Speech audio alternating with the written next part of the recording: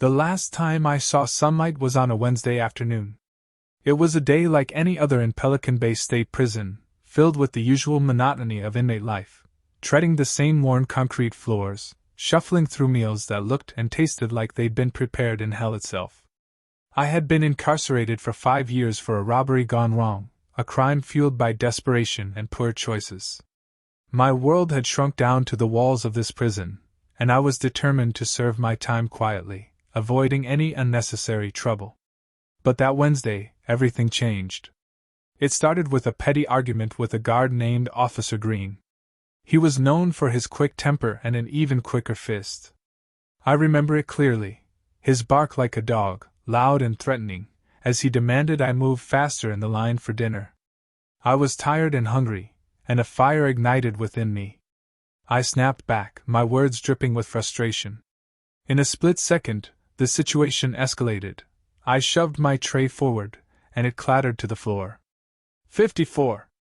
Officer Green barked, pointing a finger at me like a loaded weapon. You're going to regret that.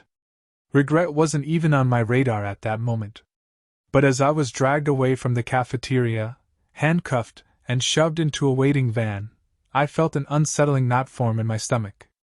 I had heard whispers about the hole, the solitary confinement wing of Pelican Bay, a place where time went to die and sanity unraveled like frayed rope. The van ride was short, but the anxiety made every second feel like an eternity. The guards were silent, their faces impassive as they escorted me to my new home. When they opened the heavy metal door, the smell hit me first, a mix of mildew, sweat, and despair. I was unceremoniously shoved into a small, windowless cell, the kind of place that seemed designed to strip away every shred of humanity. Enjoy your stay, one of the guards sneered before slamming the door shut.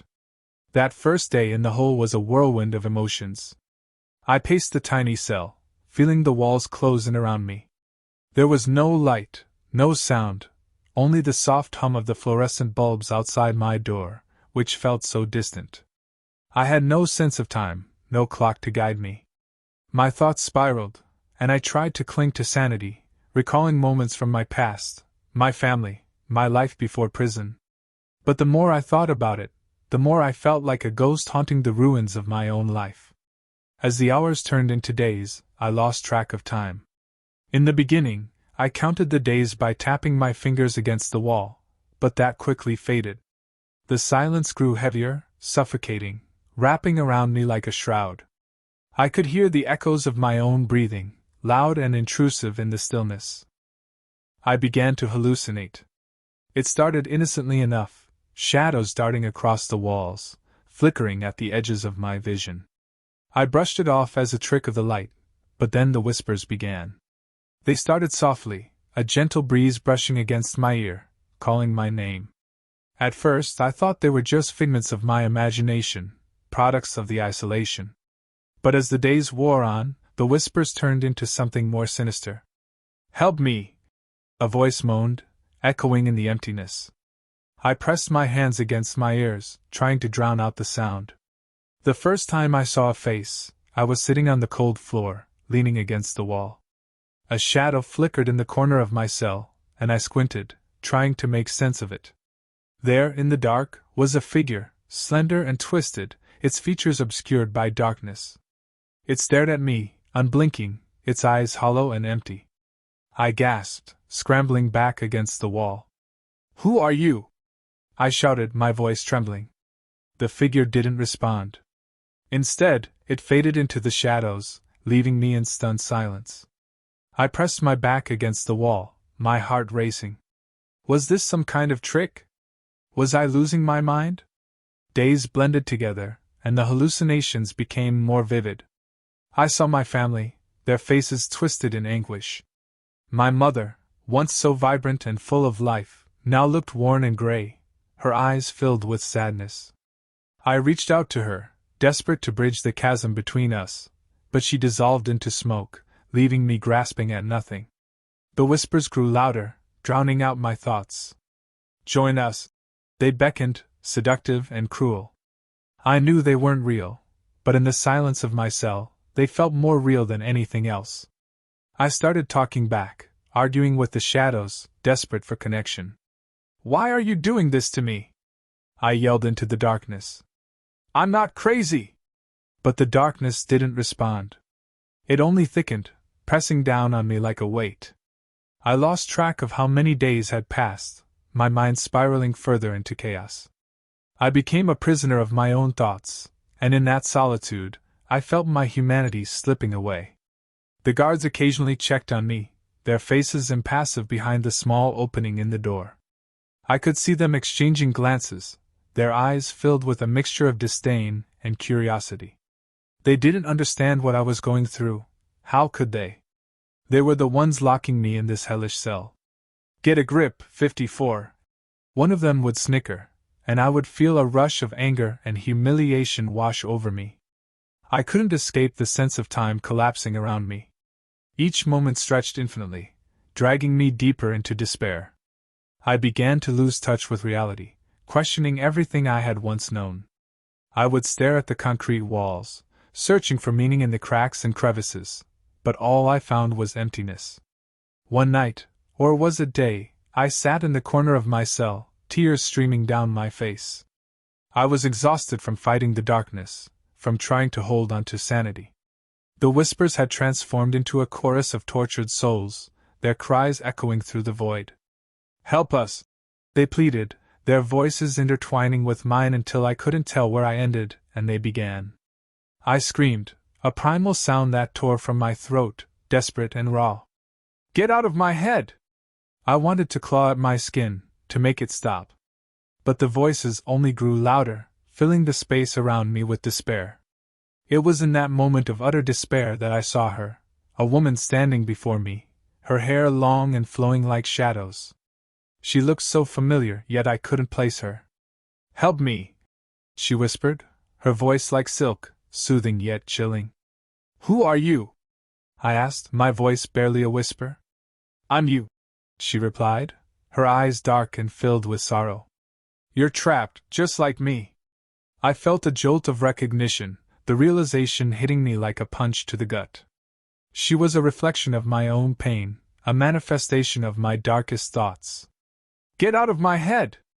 I screamed, but she only smiled sadly, her presence intensifying the weight of despair. In that suffocating darkness, I realized I was losing the battle against my own mind. I wanted to escape the hole, to break free from the chains that bound me. But with every passing moment, it felt more impossible. After what felt like an eternity, I was finally released from solitary confinement. The guards pulled me from my cell, and I stumbled into the light, blinking against the brightness. The noise of the prison hit me like a tidal wave, the sound of voices and footsteps overwhelming. But even as I stepped back into the world, I carried the echoes of the hole within me. The shadows followed, whispering secrets and truths I had tried to bury. I was free, yet forever marked by the darkness I had faced alone. As I adjusted to life outside the hole, I struggled to reconnect with my humanity. The hallucinations never truly left. They lingered at the edges of my mind, a constant reminder of what I had endured. I fought to rebuild my life, to reclaim my identity in a place that sought to strip it away. The hole had shown me the depths of despair, the horrors that could manifest within a single mind. I had been a prisoner in the truest sense, not just of my surroundings but of my own thoughts. And as I looked out at the world beyond the prison walls, I realized that the real fight was just beginning, facing the shadows within, one day at a time. In the end, I learned that the scariest horrors are not the ones we face in the outside world but those that creep into the very fabric of our being, waiting for the moment we let our guard down. And in the silence of my mind, the echoes of the hole would always linger, a haunting reminder of the darkness I had survived.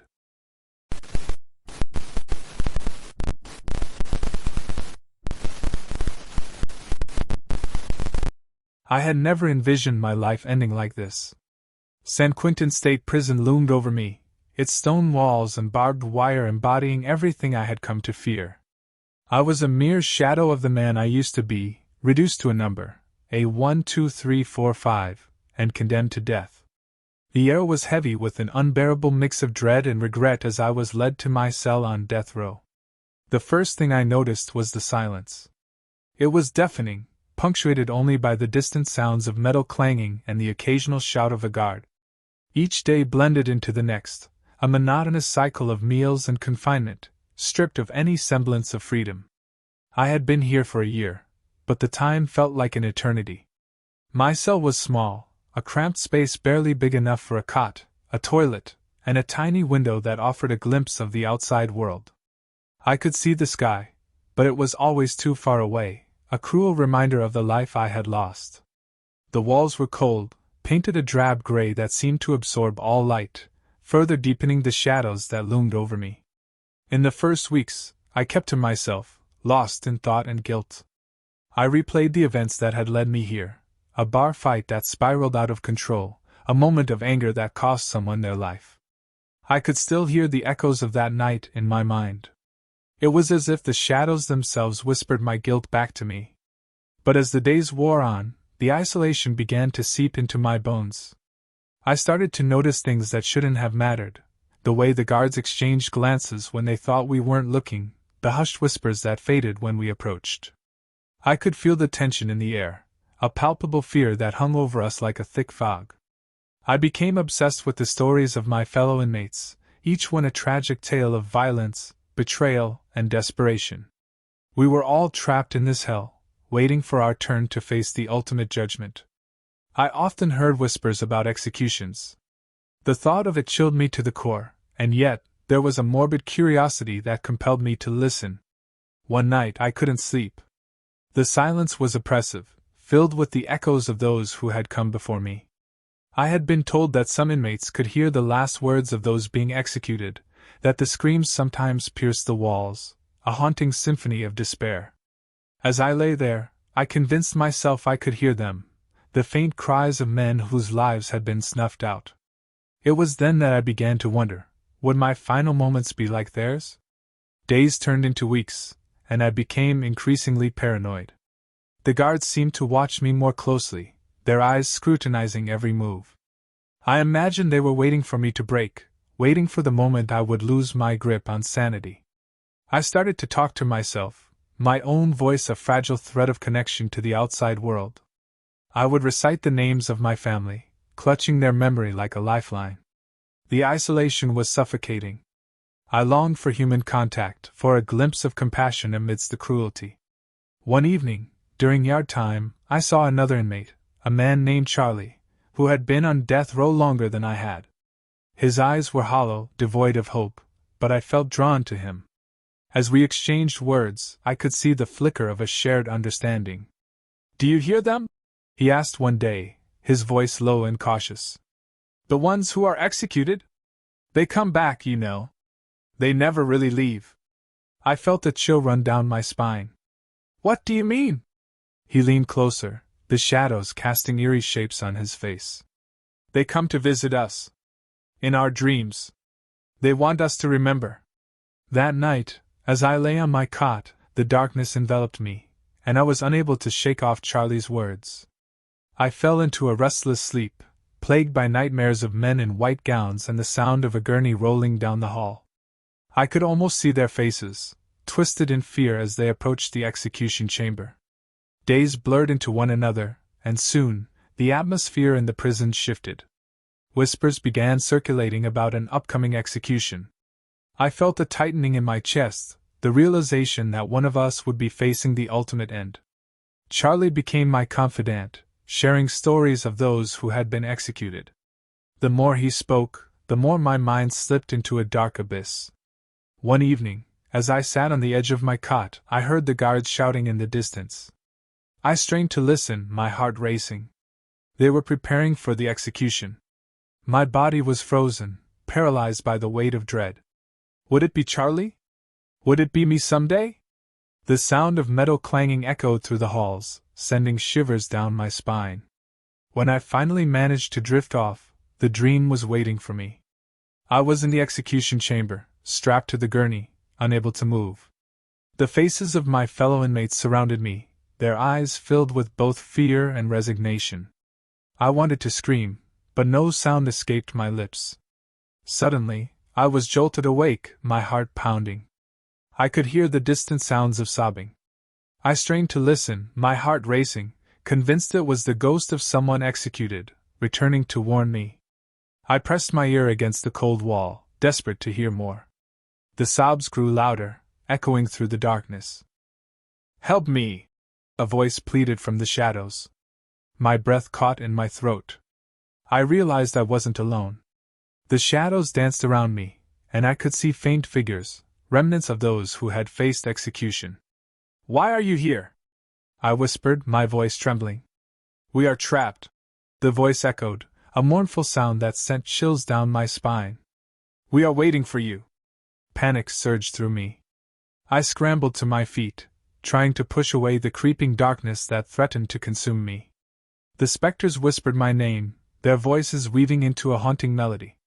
I rushed to the tiny window, hoping to escape the suffocating grip of the shadows.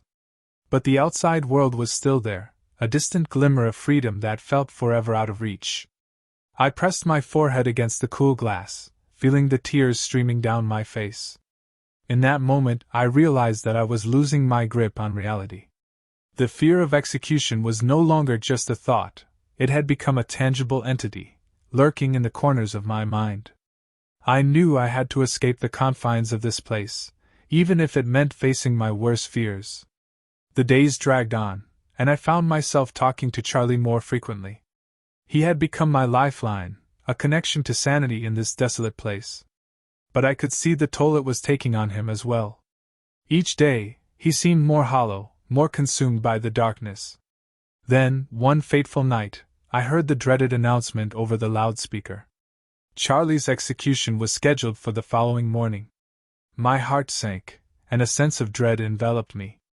I felt a growing sense of helplessness as I realized that my friend would soon join the ranks of the ghosts haunting these walls. That night, I had the same nightmare, but this time it felt different.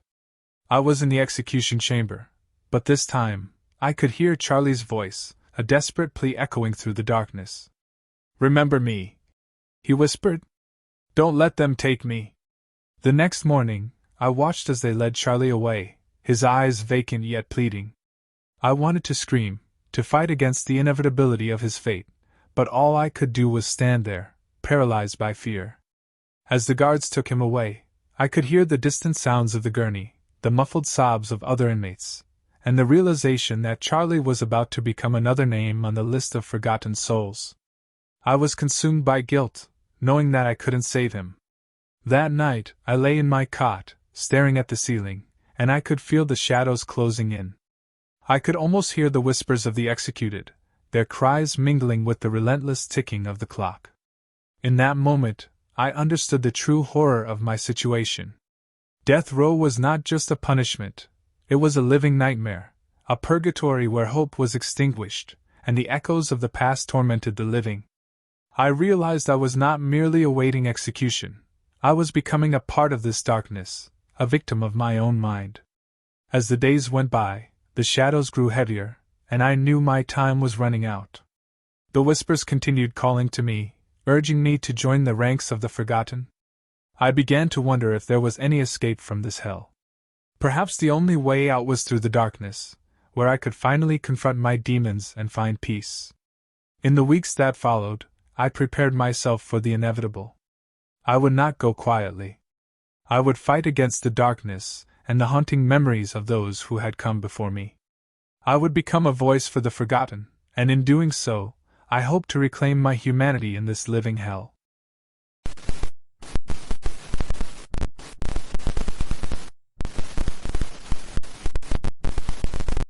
The heavy clang of steel echoed through the narrow corridors of East Louisiana State Penitentiary, known informally as Angola. I had heard the stories of this place before I arrived. It was a maximum security prison, a fortress of despair surrounded by miles of dense forest. I had been sentenced for a crime that still felt surreal to me, armed robbery gone wrong. I was a 25-year-old kid thrust into a world that felt like it belonged in a horror movie. From the moment I stepped into the yard, I could sense the raw tension that hung in the air. It was palpable, like the calm before a storm. Inmates eyed each other with a mix of suspicion and hostility, their expressions hardening like concrete. I quickly learned the unspoken rules of survival. Keep your head down, don't make eye contact, and never, ever show weakness. Weeks turned into months, and I settled into the drudgery of prison life. I spent my days working in the fields, plowing the unforgiving soil under the scorching Louisiana sun. Each day felt like an eternity, a repetitive cycle that drained my spirit. But it wasn't the labor that haunted me. It was the pervasive fear that clung to me like a shadow. I heard whispers of sexual violence within the walls of Angola, stories of men being assaulted and broken. Initially, I brushed them off, thinking they were just rumors.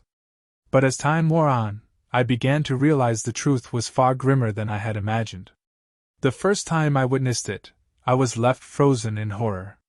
It happened one evening during recreation time. I was sitting on the edge of the yard, my back against the cold concrete wall, when I noticed a group of men gathered near the basketball court. Their laughter was harsh and ugly, cutting through the air. I squinted, trying to see what was happening. Suddenly, I saw him, a smaller guy named Jamie, a quiet kid who had only been here a few months. He was backed into a corner, surrounded by 4 men, their faces twisted in malicious delight. It was a scene I would never forget, the way Jamie's eyes darted around, desperate for an escape that would never come. As they grabbed him, I felt a knot tighten in my stomach. My instincts screamed at me to intervene, to run over and help, but I was paralyzed by fear. The crowd around them grew, and a mix of excitement and dread filled the air. My heart raced as I watched helplessly, frozen in the spotlight of my own terror. I could hear Jamie's cries, begging them to stop, but the laughter only grew louder. I felt sick, disgusted with myself for not stepping in. It was a moment that would haunt me long after the chaos had faded. Eventually, the guards arrived, but they were too late. They broke up the crowd, and Jamie was dragged away, battered and broken. The whispers spread like wildfire after that night, and the reality of what I had seen settled in like a heavy fog. Days passed, and I noticed a change in Jamie. The light that once flickered in his eyes had been extinguished, replaced by a haunting emptiness. I saw him shuffling around the yard, avoiding everyone's gaze. I wanted to reach out, to tell him it wasn't his fault, but the words stuck in my throat. I felt a mix of fear and sorrow, knowing that I could easily be next. Then it happened to me. It was a quiet night, the kind where you could hear a pin drop. I was lying on my bunk, trying to drown out the distant sounds of other inmates talking and the creaking of the old building. Suddenly, I heard footsteps approaching my cell. I sat up, my heart pounding. A few guys from the yard, known for their aggressive behavior, had taken an interest in me. "Hey man, we want to have a little chat," one of them called out, his voice dripping with a false friendliness. I could hear the underlying menace in his tone. I felt the blood drain from my face as they opened the door and stepped inside. There were 3 of them, their faces twisted in predatory smiles. My instincts kicked in, and I instinctively backed away until my back hit the cold wall of the cell. "Relax, we just want to talk," one of them said, stepping closer. I stammered, "I am not interested. Just leave me alone." But my voice trembled, betraying my fear. They laughed, and in an instant, the atmosphere shifted. I knew they weren't here for a casual conversation. I was trapped. I had heard enough stories to know what would come next. They closed in, blocking my escape, and suddenly I was overwhelmed by a wave of fear. My mind raced with thoughts of Jamie, the look in his eyes when they had dragged him away. I knew I had to fight back. I couldn't let them overpower me, not without a struggle. In a desperate move, I lunged toward the nearest guy, swinging wildly. But they were too quick, and before I knew it, I was pinned to the ground. I screamed, the sound swallowed by the dark silence of the prison. I was terrified, feeling the weight of their bodies pressing down on me, the overwhelming sense of powerlessness washing over me. As they held me down, I felt the darkness creeping in, my mind spiraling into panic. I remembered Jamie's cries, the look of despair on his face. I fought back with everything I had, clawing and kicking, but their laughter echoed in my ears like a sickening symphony. It felt like an eternity before the guards finally arrived, shoving the men off me and pulling me to my feet. I was shaking, adrenaline coursing through my veins as I tried to catch my breath. I glanced at my assailants, their expressions a mix of anger and disappointment. They had not finished what they had started, but they had made their point clear. In the days that followed, I became a ghost in my own life. I walked the halls with my head down, avoiding any interaction with other inmates.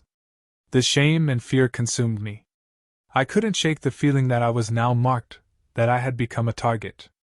I began to hear the whispers again, rumors of what had happened in my cell. I felt like a pariah, like I had become part of the darkness that surrounded me. The weight of my experience crushed me, and I spiraled into a pit of despair. Each day was a reminder of my vulnerability, a reality I couldn't escape. But as time went on, something shifted inside me. I realized that I had a choice. I could either let this consume me or fight back against the darkness. I started to work out, to build strength, both physically and mentally. I spent hours alone, focusing on my breathing and pushing myself beyond my limits. With each passing day, I felt the spark of defiance return. I began to speak up when I saw something wrong, to stand up for those who couldn't defend themselves. I formed a small group of like-minded inmates who sought to change the culture of fear that permeated the prison.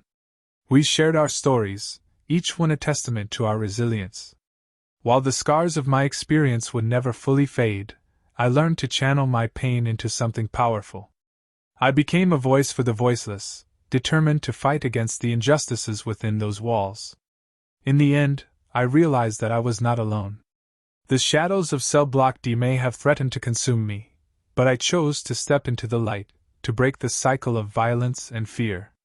And while the prison walls may have held my body captive, my spirit remained unbroken, a testament to the strength that lies within us all.